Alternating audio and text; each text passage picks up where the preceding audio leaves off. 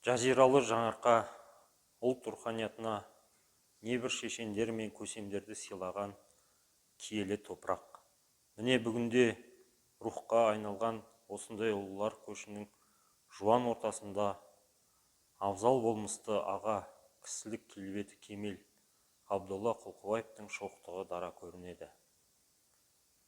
Қарағанды қаласының және Қарағанды облысы Жаңарқа ауданының құрметті азаматы Абдолла Әбдіқожаұлы Құлқыбаев 1940 жылы 4 ақпанда Қарағанды облысы Жаңарқа ауданы Сәкен Сейфуллин атындағы Кеңшарда дүниеге келген. 1957 жылы Қарағанды мемлекеттік медицина институтының емдеу факультетіне түсіп, 1969 жылы осы институттың аспирантурасын ойдағыдай аяқтап, кандидаттық диссертация қорғады. 1966 жылдан 1978 жылдар арасында Қарағанды мемлекеттік медицина институтында ассистент, доцент қызметтерін атқарды.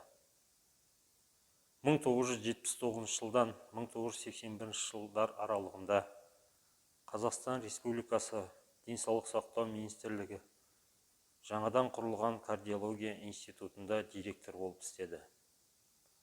1982 жылдан 1989 жылдар аралығында КСРО тамақтанудың аймақтық проблемалары институты мен өлкелік патологиялық институтында лаборатория және бөлім меңгерушісі қызметтерін атқарды. 1990 жылы ол докторлық диссертация қорғады. 1990 жылдан өмірінің соңына дейін Абдолла Әбдіқожаұлы Құлқыбаев Қазақстан Республикасы ұлттық ғылым академиясы еңбек гигиенасы және физиологиясы институтында директор болып қызмет атқарды.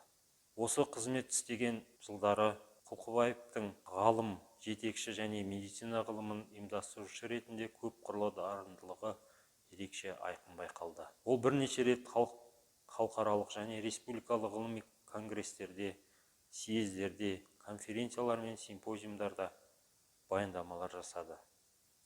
Ресей мен Қазақстан бойынша 8 авторлық куәлік пен патенттердің иегері. Ғылыми ізденістермен қатар жоғары оқу орындарында жастардың тәлім тәрбиесімен шұғылданып дәріс берді.